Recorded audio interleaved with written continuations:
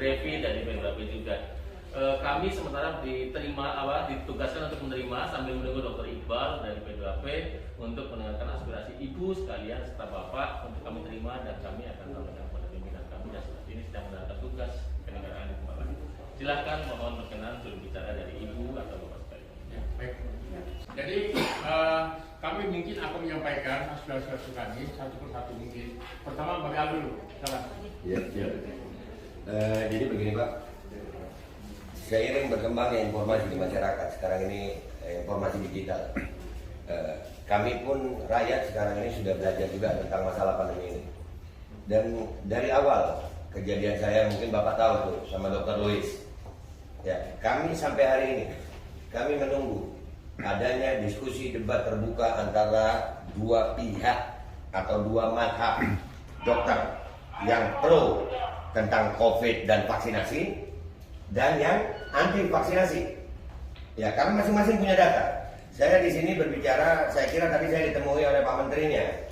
Kalau saya ditemui oleh Pak Menterinya atau jubirnya, saya meminta Kementerian Kesehatan memberikan apa yang sudah kami minta lewat lapor.go.id tentang keterbukaan informasi publik. Dan itu kami juga sudah melayangkan surat ke Ombudsman. Ombudsman juga akhirnya merekomendasi. Artinya di sini ada beberapa hal yang kami perlu pertanyakan masalah pandemi. Yang pertama masalah PCR, keakuratan PCR. Yang kedua masalah efikasi vaksin. Yang ketiga masalah kontrak vaksin pemerintah Indonesia dengan produsen vaksin. Dan penggunaan EUA, Emergency Use Authorization. Kenapa harus dimandatorikan? Kenapa harus didaruratkan? Dan masalah penggunaan vaksin anak. Untuk sebuah penyakit yang tingkat kesembuhannya 99,sekian%, kenapa anak harus diintimidasi dengan vaksin? Anak Indonesia bukan anak yang penyakitan. Anak Indonesia anak yang sehat. Dan tidak sedikit Pak. Kami sekali lagi tidak anti vaksin. Kami anti pemaksaannya. Andai kata vaksin ini dilakukan secara sukarela, kami tidak seperti ini Pak.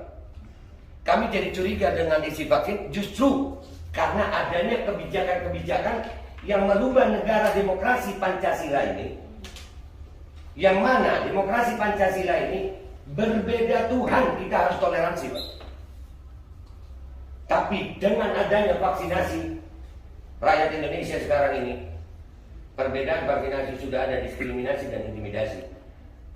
Kami sudah sering Pak melihat kesian rakyat didatangi ke rumah-rumah dengan pakaian seragam tentara. Itu belum sakit udah sakit duluan, takut. Iya, kayak datengin maling. Ini masalah vaksinasi mah ini atap rumah dibiarkan. Iya, Kementerian Kesehatan loh ini. Kenapa apa hubungannya dengan TNI? Dan saya juga mau tanya Pak, ini termasuk saya kepingin Kemenkes siapkan waktu. Kami mau diskusi debat terbuka dengan Kemenkes dengan data dan fakta, bukan hanya seperti ini. Siapkan waktunya, disiapkan untuk seluruh rakyat Indonesia. Kami akan datang dengan tim terbaik kami. Kami akan bongkar semua data kami. Dan silakan Kemenkes bantah. Dan saya menuntut hari ini ada perjanjian tertulis antara saya dan Kemenkes. Kapan waktunya, dan kalau nanti di diskusi debat terbuka itu kami salah, saya Babe Aldo bertanda tangan rela dipenjara seumur hidup karena telah mengacaukan kekacauan, menyebabkan kekacauan bagi seluruh rakyat Indonesia. Jadi itu yang saya tuntut. Saya tuntut adanya, kan kita negara demokrasi Pak. Bapak menerima kami dengan baik, kami pun senang ini Pak. Alhamdulillah ini yang kami cari dari beberapa waktu. Saya berteriak-teriak di medsos, tapi lucu Pak, saya berteriak di medsos bukannya dipanggil, tapi dibungkam. Medsos saya dihilangkan, bikin lagi, dibungkam lagi, bikin lagi. Kalau saya memang melanggar hukum dengan kalimat dan narasi saya, kenapa saya nggak dipanggil polisi? Kenapa pihak Kemenkes tidak mau memanggil saya? Apakah memang karena saya benar tapi dibiarkan? Atau kalian tahu apa? Nah ini yang perlu kami diskusikan. Kehadiran kami di sini sekarang ini Pak, khususnya kami ini yang masalah vaksinasi. Kami menuntut keterbukaan informasi publik dan itu dilindungi oleh undang-undang. Ada KIP, undang-undang KIP ada. Ya, jadi Kalau saya mewakili sebagian ibu-ibu ini, kami menuntut adanya diskusi terbuka antara pihak Aliansi Rakyat Menggugat dan tim dengan pihak Kemenkes yang disiarkan untuk seluruh rakyat Indonesia.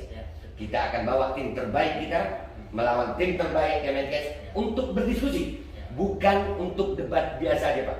Karena ini menyangkut hajat hidup 270 rakyat Indonesia, 270 juta rakyat Indonesia. Kami tidak mau mempertaruhkan masa depan anak-anak kami Pak. Nggak sedikit efek samping. Saya nggak mengatakan semua efek samping itu jelek, enggak. Karena kita tahu efek samping itu berbeda-beda, seharusnya jangan ada paksaan.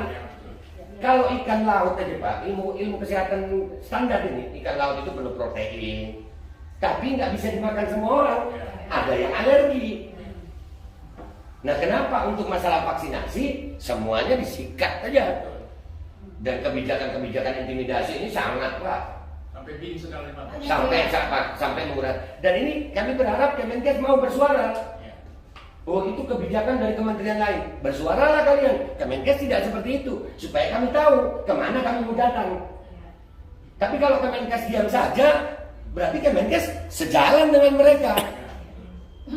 Jadi begitu Pak. Kapan waktunya kami bisa diskusi terbuka dengan pihak Kemenkes dengan data dan fakta yang disiarkan langsung kepada seluruh rakyat Indonesia, supaya rakyat Indonesia mendapatkan kejelasan informasi, keterbukaan informasi publik.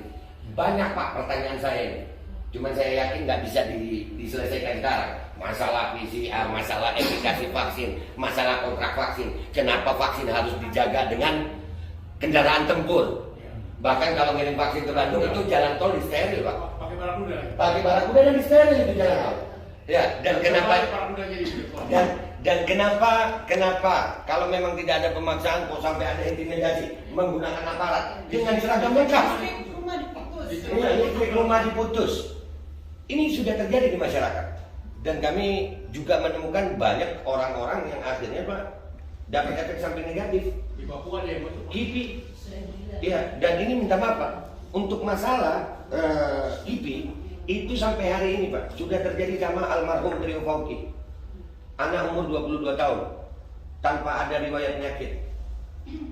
22 tahun, sehat Pak. Enggak, bentar. 22 tahun. Setelah divaksin AstraZeneca meninggal dunia. Dan akhirnya diotopsi Pak. Itu Bapak bayangkan perasaan ibunya.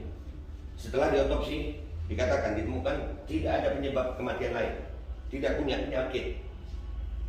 Tapi begitu ditanya, apakah ini efek vaksin? Pihak dari Kementerian Kesehatan bilang, kami tidak bisa memastikan ini vaksin. Terus apa? Terus apa ini? Tidak ada itu. Ini apa? Kalau seorang meninggal dunia,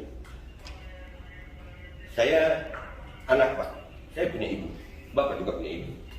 Kebayang nggak kalau itu ibu melihat anaknya digali dari kubur, diotopsi, dan tidak ditemukannya ada penyebab kematian lain, tidak punya penyakit bawaan. Tapi waktu ibunya tanya, berarti ini karena vaksin. Kami tidak bisa memastikan itu vaksin. Terus buat apa diotopsi? Dan kami juga menemukan keganjilan-keganjilan Pak. Berapa banyak orang yang di-COVID-kan? Kami juga punya data. Orang tidak bisa masuk rumah sakit kalau tidak COVID. Karena di COVID itu ada anggarannya. Ada anggaran, dan itu kami punya datanya Pak. Dan ini saya yakin, ini bukan hanya salah Kementerian Kesehatan. Tapi paling tidak Kementerian Kesehatan kami minta menjadi corong pertama yang mau bersuara masalah ini. Adanya keterbukaan informasi publik tentang keseluruhan masalah pandemi. Dari mulai masalah protokol kesehatan, protokol penggunaan obat di awal COVID. Karena kami menemukan Pak di protokol dari kesehatan tidak ada pemeriksaan gula darah. Padahal semua pasien mestinya gula darah itu ada. Ya dokter lebih tahu. Saya bukan dokter tapi saya belajar. Saya bilang tadi kan Pak, untuk memahami ilmu kedokteran sekarang nggak perlu jadi dokter Pak. Banyak informasi, tinggal kita pintar-pintar memilahnya. Dan selama saya berbicara tentang aktivis COVID ini Pak, saya tidak pernah berbicara tanpa bukti, data, dan fakta. Dengan jurnal, Dan saya juga punya guru-guru di belakang saya yang mungkin mereka belum mau tampil sekarang. Tapi saya yakin kalau Kemenkes membuka pintu diskusi ini, maka semua tim saya akan turun. Dan itu kredibel. Mungkin kalau seorang Babe Aldo cuma lulusan SMA, tapi di belakang gue, minta maaf Pak, di belakang saya ada profesor-profesor juga, orang-orang yang ahli dalam bidangnya. Dan kami meminta dari pihak Kemenkes untuk terjadi diskusi terbuka itu untuk keterbukaan informasi seluruh masalah COVID, mulai dari awal sampai akhir hari ini. Dan kalau itu tidak dipenuhi, maka kami menengarai bahwasanya memang terjadi rencana busuk di balik pandemi. Karena kami tidak menuntut macam-macam. Kami menuntut untuk terjadinya diskusi. Saya tidak menuduh Kemenkes salah. Bahkan saya juga siap kalau saya salah. Di perjanjian itu, kalau saya salah, penjara saya seumur hidup. Karena saya sebagai warga negara Indonesia yang baik, dengan selama ini perjuangan saya, berarti saya salah. Dan saya telah mengacaukan program pemerintah. Dan untuk itu, saya rela dihukum seumur hidup. Sebagai bentuk cinta saya kepada negara Kesatuan Republik Indonesia. Tapi kalau saya benar, tolong rubah semua kebijakannya. Kita perlu pejabat-pejabat yang punya integritas terhadap bangsa. Kita nggak mau nurut-nurut aja Pak sama asing. Kita punya ahli-ahli di Indonesia yang besar kok Pak. Jadi itu aja Pak dari saya. Saya berharap aspirasi kami ini bisa diterima. Amin. Dan kami menunggu. Kami mau ada surat tertulis gitu ya. Jadi ada jaminan bahwasanya kami akan dapat diskusi debat terbuka itu. Terima kasih Pak. Itu dari saya. Assalamualaikum warahmatullahi wabarakatuh. Waalaikumsalam warahmatullahi wabarakatuh.